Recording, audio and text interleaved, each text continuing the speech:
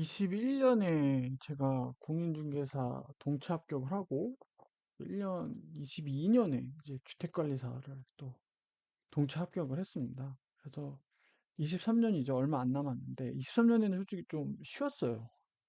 2년 연속으로 두 시험을 동차 합격을 하니까 아, 그 정신적으로도 그렇고 육체적으로도 그렇고 굉장히 좀 힘들었습니다. 예.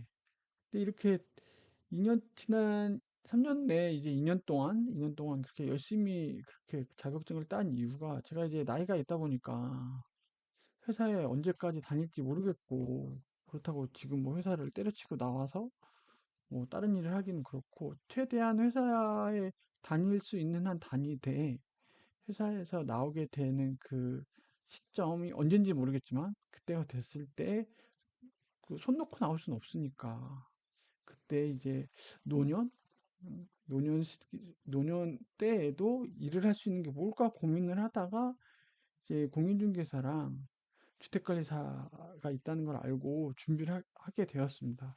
실제로 지금의 회사 말고 전에 있던 회사에 경영기획 팀장님이신데 아들이 이제 고등학교인데 이제 수능 본다고 주말마다 도서관을 같이 간다 그러더라고요. 그래서 자기도 공부를 한대요. 그래서 무슨 공부하시냐 그랬더니 주택관리사를 좀 공부하신다는 거예요. 그땐 잘 몰랐죠. 아, 뭐, 근데 어렴풋이 이게 뭐 아파트 관리소장? 이런 거 하신다는 걸 알고 있었어요. 그게 준비하기 위한 거. 음. 그래가지고 합격을 하셨다는 소리도 들었었어요. 예. 그래가지고, 그러고 있다가 이제 제가 그걸 준비하게 될 줄은 몰랐죠. 예. 왜냐면 워낙 요즘 경기도 안 좋고, 아이들 생각하고 노년을 생각을 하면, 국민연금 지금 뭐, 받아가지고 얼마나 할 수 있을지도 고민이고, 그리고 회사 다닐 때는 월급이 있었는데 갑자기 그렇게 줄어들면 소비를 갑자기 줄이기가 어렵다 보니까 일을 해야 되겠는 거죠.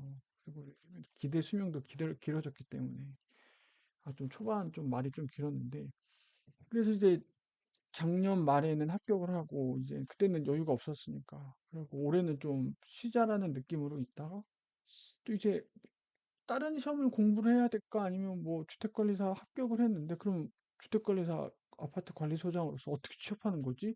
막막한 거예요.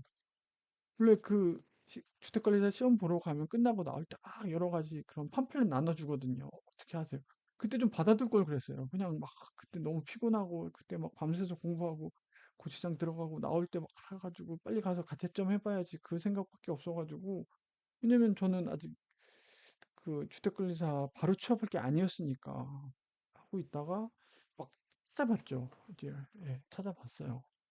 보니까 취업이라고 있더라고요. 그래서 일단 대한주택관리사 협회라고 주택관리사 뭐 합격을 하면 그 이렇게 뭐 합격을 하지 않아도 가입은 할 수 있는데 합격을 하시면 이쪽에 가입을 하시면 이제 거기 지역 베이스로 이제 선후배들이 있는 그리고 여기 배치 교육들 교육 자료가 계속 올라옵니다. 그래가지고 실제적으로 이제 아파트 관리소장으로 이제 취업을 하고 배치를 받게 되면 관련된 교육 의무 교육들이 여기 업데이트가 되고 있고 그리고 에듀윌 물론 저도 에듀윌 통해서 이제 주택관리사 시험을 쳤고 그 인강을 들었고 그래서 하여튼 거기에도 이제 취업센터가 있다고 하더라고요. 주택관리사는 거의 뭐 에듀윌 합격생을 거의 뭐 90% 정도 배출하는 걸로 알고 있어요. 물론 제가 광고를 받고 그런 거 한 건 아닌데 그게 사실이니까 그건 팩트니까. 예, 그렇죠. 그래서 뭐 공인중개사도 배출을 많이 한다는데 전 공인중개사는 참고로 방문각에서 했고요. 그리고 주택관리사는 에듀윌에서 했고요. 예. 하고 이제 지원을 하시면 이제 관리사 여러 가지 작업 포지션이 있으니까 하시면 되는데, 근데 몰랐는데 요거 소방안전관리사 1급을 따놓아야 된다고 하더라고요. 주택관리사 그 취업하기 전에 요걸 가지고 있어야 취업이 잘 된다고 하더라고요. 왜냐면 주택관리사 아파트 소장 그 일을 하시면 뭐 아시겠지만 건물의 등급이 있거든요. 특급 1급, 2급, 3급 뭐 이렇게 있는데 그 급수에 따라서 소방안전 관리를 해야 돼요. 그리고 그 관리자를 두게 돼 있는데 이제 주택관리사랑 밀접한 연관이 있다는 거죠. 예. 그렇기 때문에 요 업무를 같이 알아야 되고 요걸 따놔야 나중에 주택관리사로서 이제 배치를 받거나 할 때 유리하다. 거의 이거는 거의 디폴트 기본으로 그냥 가져가신다고 보시면 되고요. 근데 얘가 이제 합격률은 30%고 커트라인이 높아요. 70점. 예. 커트라인이 공인중개사나 주택관리소보다 70점이죠. 그러면은 25문제에 배점 4점인데 그러면 70점을 하려면 몇 점을 맞아야 되냐? 어, 4, 8, 4, 그쵸? 한 80점 이상에 20, 그렇죠. 그거 많이 맞아야겠네요. 계산이 안 되네. 머리가 굳어가지고. 일단은, 예, 쉽지 않은 점수예요. 70점이. 그래서 합격률이 그렇게 아주 높진 않은 걸로 알고 있고, 그러면 누가 응시를 할 수 있냐? 위에 5번은 상대가 저희 해당 사항이었고, 일반 사람들은 요 강습 교육을 받고 나서 그 강습 교육을 받고 나면 이제 시험을 칠 수 있고, 그러면 시험에서 해당 요 점수를 넘기면 이제 자격증을 발급받을 수 있는 걸로 이제 알고 있습니다. 이게 혼합교육으로 알고 있어요. 온라인으로 5일 받고 실제로 현장 가가지고 5일 받고 10일 동안 이제 빼기가 쉽지 않을 건데 지금 계속 여기 소방안전원에 이제 그 지부별로 스케줄이 올라오거든요. 이제 거기에 이제 본인들이 선착순으로 이제 지원을 하면 되는데 저는 1월에는 좀 힘들 것 같아요. 일정이 좀 되게 안 나더라고요. 그리고 11월 이걸 회사에다 얘기하고, 당연히 물론 이 교육받는다고 하니까 11일은 어떤 일신상의 사유로 뭔가 빠져야 되는데 그게 쉽지 않은 거예요. 뭐 온라인이 있다고 하더라도 온라인이 수강 시간이 딱 있어요. 오전 9시부터 뭐 오후 5시까지인가? 거기 뭐 되게 좀 규정이 좀 엄격합니다. 다른 사람이 뭐 얼굴을 비치면 안 되고, 뭐 화면상에 비치는 시간이 뭐 10분 동안 뭐 넘어가면 출석으로 인정 안 되고, 뭐 그런 게 있어요. 온라인에 하라고 해도 그냥 켜놓고 그냥 뭐 90% 진도율 90% 되면 이수 있고 그런 수준이 아니더라고요. 엄격하게 진행이 되고 있습니다. 온라인이라고 해서 이렇게 널널하고 뭐 이렇게 켜놓고 그럴 수가 없는 거예요. 네, 그래서 일단은 1월 동안에는 2월에 이제 이거 강습 교육을 받고 1월 동안에 그럼 놀 거냐? 그렇진 않고 관련돼서 이제 공부를 좀 해놓으려고 해요. 이거는 책 선전은 아니고 그냥 있는 거 교보문고 들어가서 그냥 요거 소방안전관리자 1급 쳤더니 나오는 책입니다. 이제 요걸로 해서 좀 할 생각이고, 그리고 공인중개사 때도 그렇고 그 주택관리사 할 때도 그렇고 제가 약간 공부하는 요령이 좀 그때도 그런데 회사를 다니면서 공부를 하다 보니까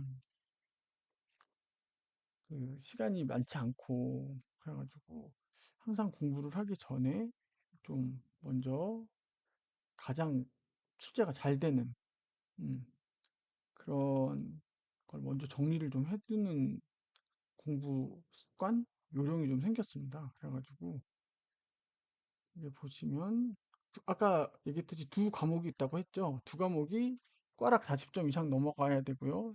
평균이 70점이 넘어야 돼요. 그래서 1과목이 있을 때 소방안전 기본법? 그게 아마 그런 걸 거예요. 소방안전에 대한 기본법.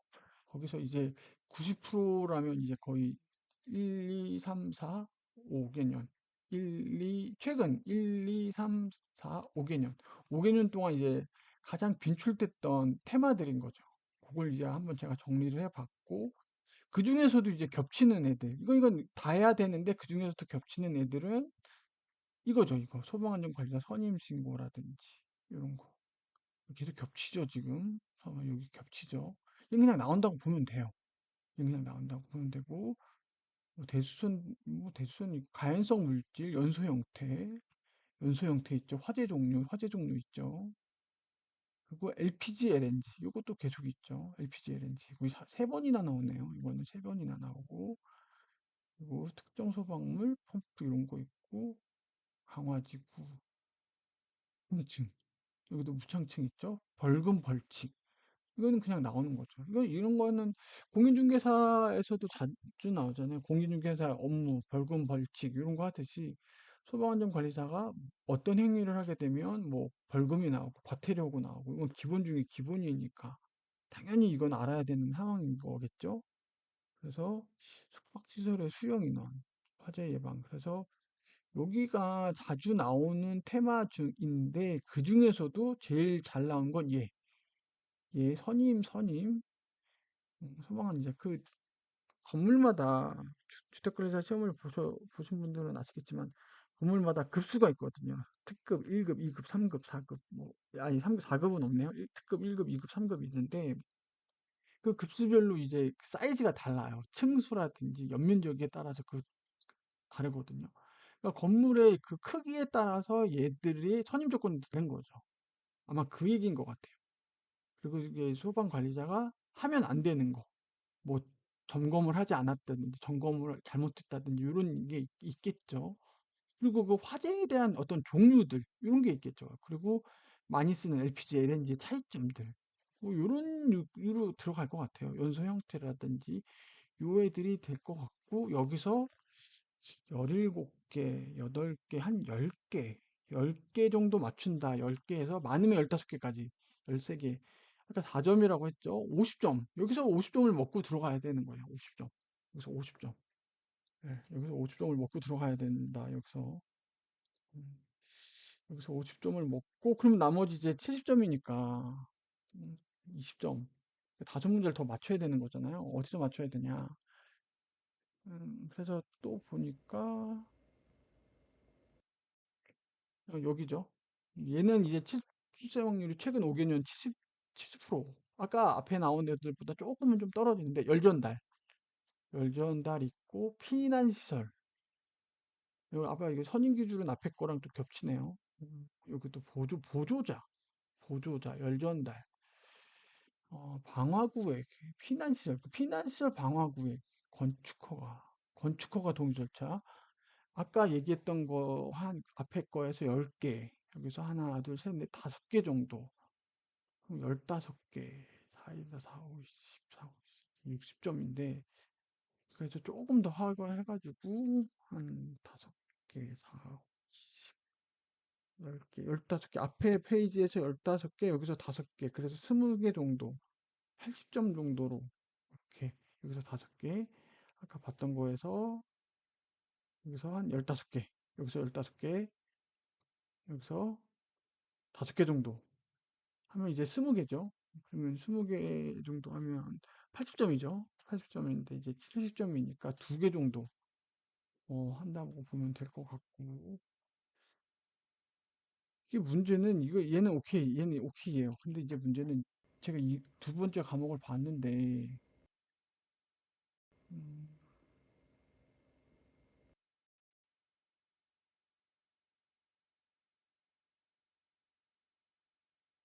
얘인데 음,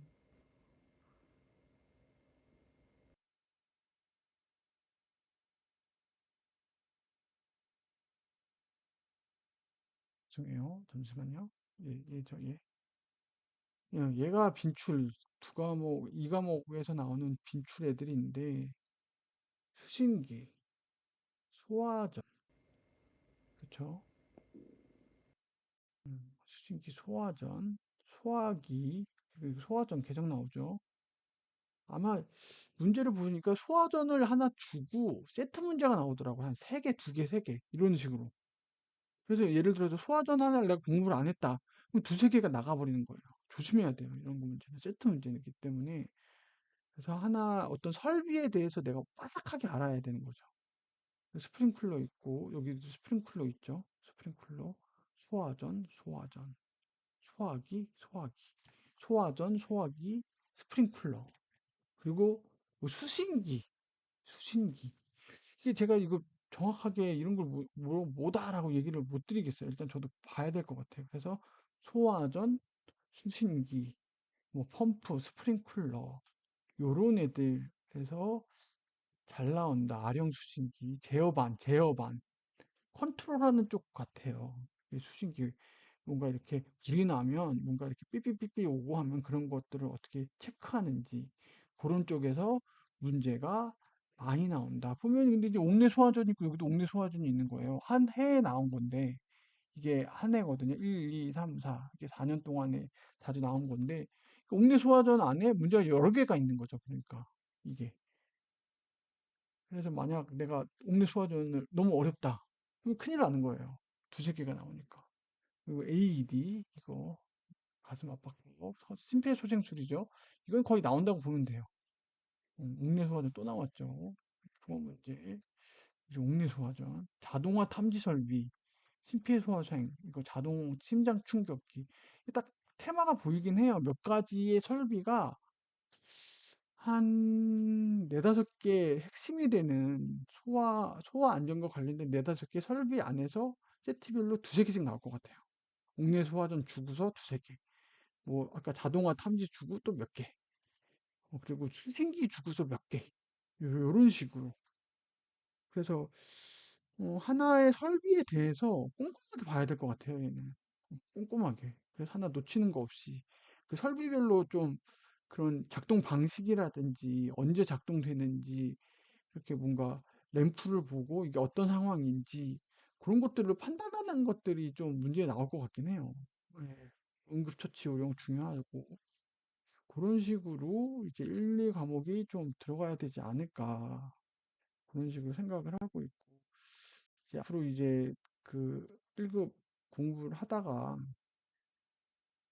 이렇게 좀 정리를 하려고 해요. 이런 식으로 시험 과목 이렇게 있고 1과목을 보면 관리자죠. 관계법령, 건축, 소방학, 화기 취급. 화기 취급이 아까 그 봤던 화재의 종류 그런 것 같고요. 종합 방제실. 이게 아까 갔던 시설들이죠. 이게 시설 나오네요. 피난지 이런 거.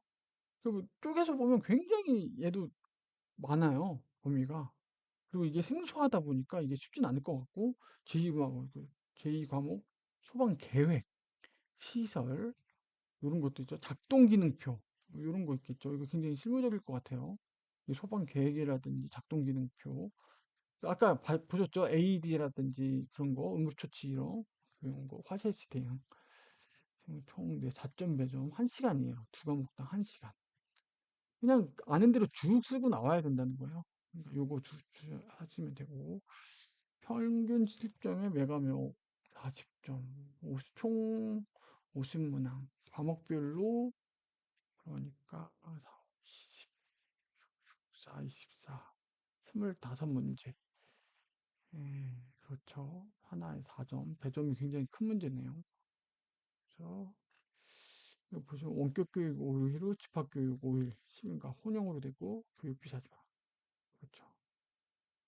1과목은 이렇게 되고 지금 좀 아직 정리는 안 됐어요. 정리는 안 됐는데 이런 식으로 정리를 해나가면서 소방 용어 기본적인 거 소방 용어 하면서 업데이트를 하고 영상도 좀 올리고 뭔가 누가 본다기보다 제 스스로가 공부하고 그거에 대해서 정리하는 느낌으로 조금 하려고 해요. 이게 뭐 소방 안전관리자 시험을 준비하시는 분들에게 조금이라도 도움이 되면 뭐 좋은 거고 왜냐면 저도 수험생 입장에서 이 해당 그 시험을 준비하는 입장에서 아무것도 모른다는 가정하에 예, 그 준비를 하고 있어가지고 어느 부분이 용어가 낯설고 어느 부분이 이해가 안 되고 어느 부분이 외울 게 좀 많고 왜 이렇게 힘들지 그런 것들이 좀 업로드가 될 것 같긴 해요. 예, 일단은 오늘은 여기까지.